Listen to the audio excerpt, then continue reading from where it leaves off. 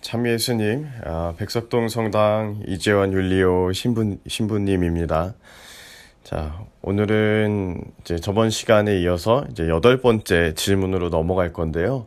8번째 질문이 워낙 중요한 질문이라 친구들에게 꼭 나누고 싶은 이야기가 있어요. 자, 일단은 8번째 질문. 하느님에 대해 알게 된 것은 어떻게 우리에게 전해졌나요?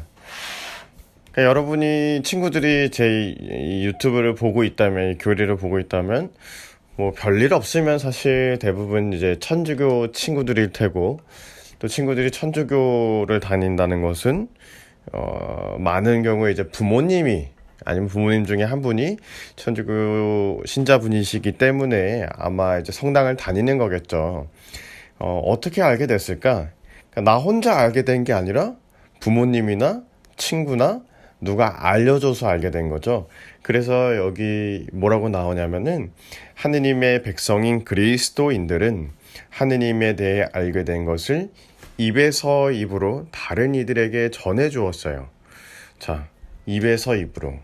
누군가 말씀을 통해서 알려줬다는 거죠. 누군가 친구들에게 하느님에 대해서 알려줬기 때문에 성당을 이제 다니게 되었고, 부모님도 그러면 혼자 아셨겠냐? 그게 아니라 부모님도 부모님의 친구나 이제 여러분들의 할아버지나 할머니가 알려주셨기 때문에 성당을 다니고 세례를 받으셨겠죠. 그럼 또 그 할아버지 할머니도 누군가 알려줬으니까 세례를 받고 천주교를 이제 믿게 된 거죠. 그러니까 누군가 알려줬기 때문에 하느님에 대해서 이제 듣고 알게 되고, 그 다음에 세례를 받게 되는 거죠. 그런데 입에서 입으로 말하는 거는, 어떤 위험이나 어려움이 있을까요? 그것은 뭐냐면은, 내가 이제 할아버지한테 하느님은 사랑이다라고 들었는데, 또 내가 내 친구한테 알려줄 때는, 사랑을 까먹고, 아니, 뭔가 좀 따뜻한 분이셨어. 이렇게 어렴풋하게 전할 수 있죠. 그래서 사람들이 무엇을 했느냐? 하느님에 관한 말씀을 들은 것을 성경으로 기록했어요. 그래서 조금 더 정확하게 내가 누구한테 이렇게 들었는데 하느님은 따뜻한 분이래, 하느님은 사랑이시래, 하느님은 희망이시래. 그래서 그런 하느님에게 대한 어떤 속성들, 그리고 그 속성을 알려줄 수 있는 다양한 것들이 있죠. 성경은 그래서 이제 글로 기록이 된 건데, 성경이 총 몇 권인지 친구들 혹시 기억나나요? 예, 성경은 이제 구약 46권, 구약 46권, 신약은 몇 권일까요? 신약 27권. 그럼 총 몇 권일까요? 73권입니다. 구약 성경, 신약 성경 합쳐서 총 73권이에요. 그러니까 하느님에 대해서 어떻게든 더 알려주려고 다양한 형식들이 성경에 묶여 있어요. 우리가 보는 성경은 한 권의 책이지만 단순히 한 권이 아니라 73권을 합쳐놓은 한 권이다. 그런데 거기서 구약 성경은 46권이고 신약 성경은 27권이 있다. 근데 이 성경은 하나의 어떤 양식만을 갖고 있지 않아요. 그러니까 양식이 무슨 뜻이냐면은 여러분들이 소설을 보기도 하고 뭐 산문, 어떠면 시, 아니면 인터넷 소설 뭐 그런 것들을 보잖아요. 친구들이 만약에 드라마를 보면 드라마는 이게 사랑에 대한 이야기인지 웃긴 이야기인지 어떤 그런 거를 이제 장르라고 하는데, 다양한 장르들이 있는 것처럼 성경도 똑같아요. 그래서 성경에는 어떤 편지글의 형식도 있고, 시에 대한 형식도 있고, 역사 기록처럼 쓰여진 형식도 있고, 여러 문학의 형태가 이렇게 녹여 있단 말이에요. 이렇게 성경에 하느님에 대해서 기록한 것을 오늘날에 우리가 이제 보기 편하게 만든 게 이제 73권을 한 권으로 묶은 거죠. 근데 성경에서 기록으로만 끝나지 않았어요. 왜냐하면은 책에 써놓긴 했는데 안 보면 끝이잖아요. 그래서 천주교를 믿는 사람들은 어떻게 해요? 내가 혹시 성경을 보지 못하게 된다 하더라도 성당에 와서 미사를 보면은 자연스럽게 말씀을 들을 수밖에 없어요. 그 말씀은 우리가 어린이 미사 때 하는 이제 1독서, 2독서, 그리고 이제 복음 말씀, 그렇게 읽는 거죠. 일독서는 보통이 아니라 1독서, 2독서가 있다면은 1독서는 구약 성경에 관한 내용을 꼭 읽게 되어 있고 2독서는 신약 성경에 관한 이야기를 읽게 되어 있어요. 복음은 당연히 이제 마테오, 마르코, 루카, 요한 중에 하나를 꼭 읽어야 되고요. 그래서 1독서는 뭐 이제 요즘 시기에는 이제 뭐 다양하게 있게 하겠지만 요즘 시기에는 뭘 읽고 있나? 요즘 시기에는 이제 사도행전을 평일에는 이제 읽고 있고 이제 주일에는 이제 요번 다가오는 무슨 대축일이더라? 이번 주일에는 지극히 거룩하신 삼일체 대축일에는 1독서 탈출기, 이제 2독서 코린토 이서, 그리고 복음은 요한복음, 이런 식으로 어떤 파트에서, 그러니까 어떤 성경에서 읽어야 되느냐가 정해져 있어요. 그리고 이거를 이제 전례 안에서 우리 신부님이 선포하기도 하고 독서를 봉사하는 친구들이 읽어주잖아요. 읽어주는 것도. 그래서 친구들이 말씀을 신부님처럼 선포하고 또 친구들이 앉아있는 친구들은 그것을 듣고 기억하고 또 다른 사람들에게 전파해서 알려주고, 그래서 교회 안에서 다른 이들에게 전해줬어요. 그래서 말씀은 늘 이렇게 듣고 받아들이고 전달하는 거죠. 그게 바로 하느님을 우리가 누군가에게 알려줬다, 복음을 선포했다, 신앙을 알려줬다, 전교했다, 그렇게 표현하는 거예요. 근데 그리스도인들은 뭐냐? 하느님의 백성이랬어요. 그래서 하느님의 백성이란 하느님을 만나 그분이 누구신지 알게 된 이들이 함께 모여 세대에서 다음 세대로, 마치 할아버지 할머니가 아버지 어머니에게, 아버지 어머니가 나나 내 형제에게 자신들이 체험한 하느님을 전하는 공동체예요. 자, 가족 안에서 일어나면 가족 공동체겠죠. 그래서 하느님을 믿고 받아들인 모든 그리스도인은 다른 사람들에게 전해야 할 소중한 이야기, 곧 하느님에 대한 자신의 신앙 이야기가 있어요.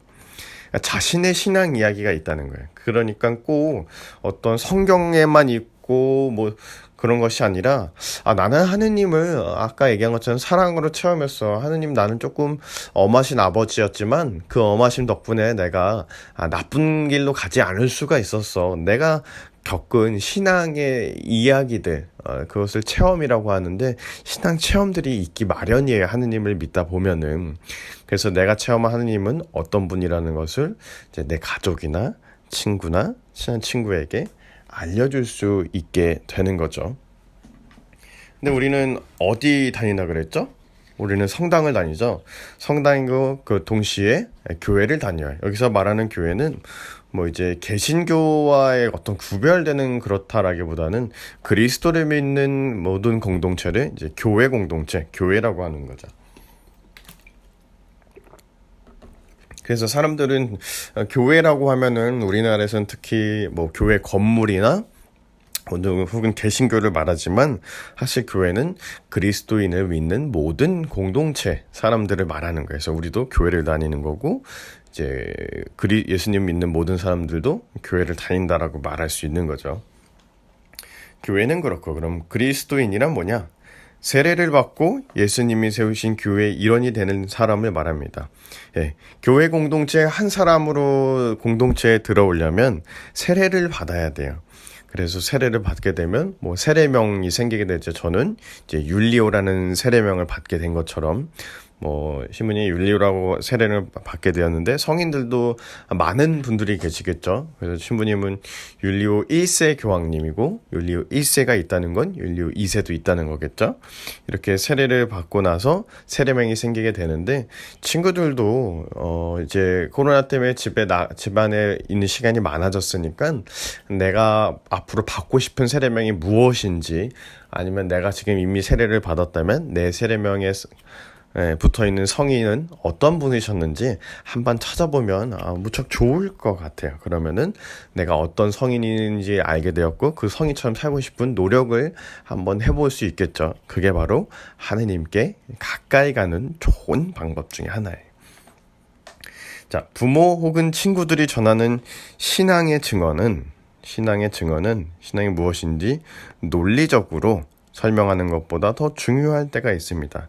그러니까 내가 겪은 증언을 부모님이 얘기해 준다든가 친구가 얘기해 준다다, 그것이 꼭 논리적이지 않을 수 있어요. 왜냐하면 하느님은 꼭 우리의 머리를 쓰는 것, 지성을 넘어서서 무언가 우리에게 보여줄 수 있는 분이거든요.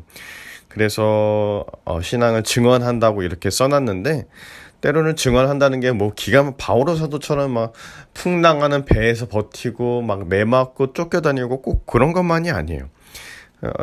집에 안에서 어른들이 아이에게 뭐 식사 전기도, 식사 후기도, 그리고 같이 묵주기도 하는 모습을 아이들에게 보여주고 그것을 함께 할 수 있도록 초대해 줄 때 신앙의 모범을 어른들이 사는 거죠. 동시에 신앙의 모범은 신앙의 증언이 되기도 합니다. 여기 재밌는 이야기가 있어요. 신앙에 대한 지식. 그룹별로 교리 공부하던 두 엄마가 그룹원들에게 관해 이야기를 나누고 있었습니다. 우리 그룹 사람들은 정말 아무것도 모르는 것 같아요. 제가 복음사가 4명이 누구인지 물었더니 가스파르, 멜키오르, 발타사르라고 말하는 거 있죠? 세상에나. 옆에 있는 어머니가 뭐래요? 아유, 그 정도면 만족해야지. 이미 3명이나 알고 있구만. 이게 무슨 얘기냐면은 친구들 복음서가 총 몇 권 있는지 알아요? 아까 신약이 27권이라고 했는데 복음서는 몇 권이 있을까요? 복음서는 총 4권이 있어요. 여기 4명이라고 나왔으니까 당연히 4권이겠죠. 4권은 어떻게 될까요?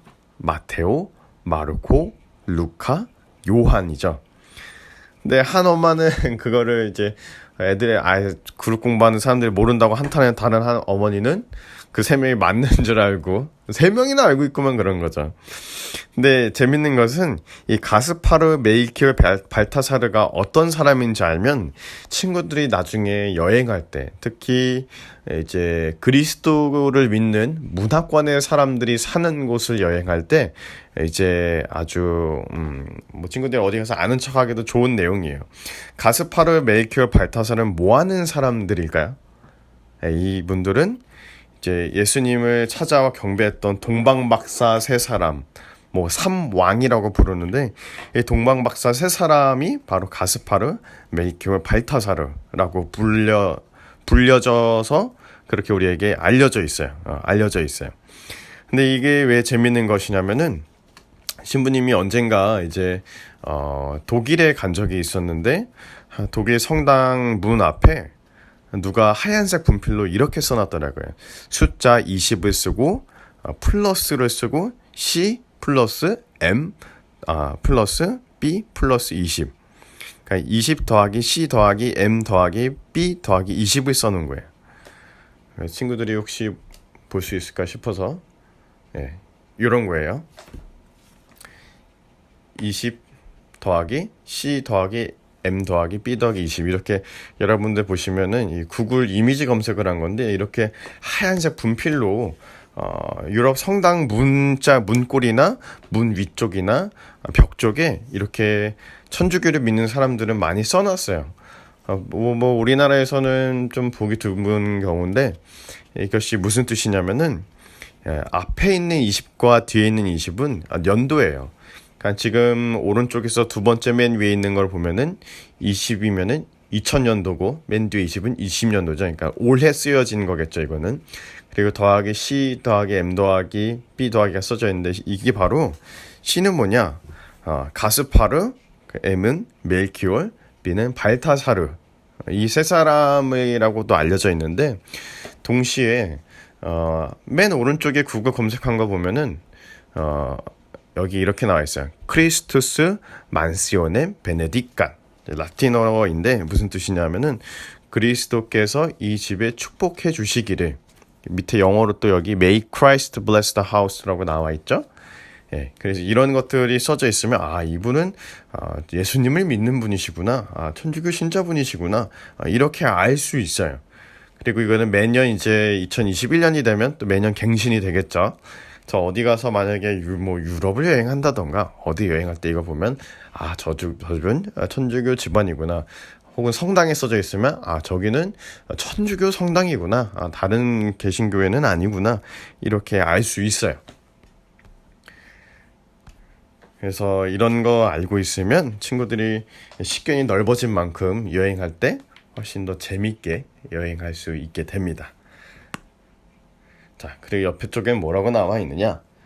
아빠, 엄마 또는 할머니, 할아버지는 이 신앙의 이야기를 자녀와 손주들에게 전해주어요. 이런 신앙은 친구들 사이에서 전해지기도 하죠. 그러니까 부모님으로부터 내 집안의 어른들로부터 신앙을 전수받고 또 세례를 받기도 하지만 동시에 친구들한테도 전해줄 수 있고 친구가 같이 성당 가자 그래서 세례 받는 경우도 있다는 거죠. 자신이 어떻게 하느님을 알게 되었는지 친구들에게 이야기하며 신앙을 전해요. 이처럼 그리스도인들이 하느님이 자신들에게 어떻게 나타나셨고 또 자신들을 어떻게 좋은 길로 이끌며 돌보아 주셨는지 이야기할 때 우리는 그들이 자신의 신앙을 증언한다고 말해요. 신앙을 증언한다는 것은 무엇이냐면은 신앙을 부끄러워하지 않는다라는 말도 있어요. 왜냐하면은 때로는 어떤 친구들이나 뭐 어른들도 내가 예수님 믿고 천주교 신자는 맞는데 어디서 식사 전후 기도를 뭐 잘 안 하려고 할 때도 있어요. 어떨 때는 부끄러워하기도 하고 그것을 부끄러워하지 않는 것도 신앙을 증언하는 거예요. 친구들도 뭐 학원에 갔다, 뭐 학교 갔는데 뭐 이제 밥을 먹게 되었다라고 한다면 식사 전후 기도 꼭꼭 해주면서 내 신앙을 증언했으면 좋겠어요. 증언한 게 뭐 기가 막히게 막 피를 흘리고 막 가시밭길을 걷는 게 아니라 바로 그런 것들이 친구들이 우리가 할 수 있는 소중한 신앙을 증거하는 거죠. 자, 밑에 있는 아이를 좀 볼까요? 하느님은 오랜 시간 걸쳐 당신이 선택하신 백성들에게 당신이 누구신지 알려주셨습니다. 그러니까 우리 스스로 막 알아낸 게 아니라 알려주신 거예요. 알려주신 거. 이걸 뭐라 그랬어요? 계시라고 하죠. 그들은 입에서 입으로 후손들에게 하느님을 전했지요. 추위를 피하기 위해 불 피운 목동들 사이에서 혹은 우물에 모인 사람들 사이에서 하느님에 대한 이야기는 계속되었습니다. 때로는 나무 그늘 아래에서, 집에서, 회당에서 사람들은 하느님에 대해 알게 된 사실을 전했습니다. 그러니까 사람들이 모이는 곳은 어디서든 하느님을 전했다는 거죠. 오늘날로 치면 이제 이렇게 미리 카페라고 써놨는데 카페에서 우리가 공부하러 가기도 하고 이야기를 나누러도 가잖아요. 그렇게 사람들이 오늘날의 카페 같은 곳에서 이제 하느님을 이야기했다라는 거죠. 또 계속 이어갈게요. 사람들은 하느님이 이루신 놀라운 일들을 이야기했습니다.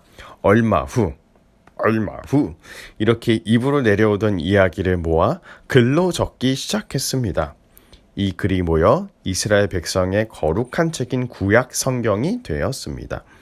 구약 성경이 몇 권이라 그랬죠? 한번 생각해 보세요. 자, 초기 그리스도인들도 처음에는 예수님의 가르침과 행적을 입으로 전했습니다. 얼마 후 그들은 예수님의 말씀과 사도들이 복음을 전했던 일을 글로 적기 시작했습니다. 이 글이 모여서 뭐가 됐어요? 신약 성경이 되었습니다. 이렇게 구약 성경과 신약 성경이 모여 그리스도인들의 거룩한 책인 성경이 되었습니다. 자, 아까 이야기했어요. 긴급 퀴즈. 구약 성경은 몇 권이죠?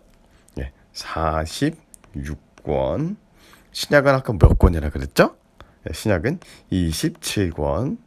이 둘을 합치면 성경은 몇 권이에요? 73권. 그래서 구약, 신약은 73권입니다. 자, 오늘은 이렇게 해서 사실 9번 질문도 준비를 하긴 했는데 넘어갈까 했는데 시간이 조금 길어질 것 같으니까 여기서 한번 끊고 갈게요. 신부님이 유튜브 하고 나서 유튜브를 얼마나 사람들이 보는지 그것을 이제 또 모아서 분석한 거를 볼 수 있는데 시청 시간이 길지 않기 때문에 최대한 짧고 명료하게 친구들한테 한번 전해 주려고 노력해 볼게요. 자, 아무쪼록 친구들 백석동 성당 잊지 마시고 다시 만날 그날까지 꼭 이렇게라도 신부님 목소리라도 들어주기를 꼭 부탁하고 싶어요. 그러면 친구들 안녕. 다음 영상에서 만날게요. 뿅.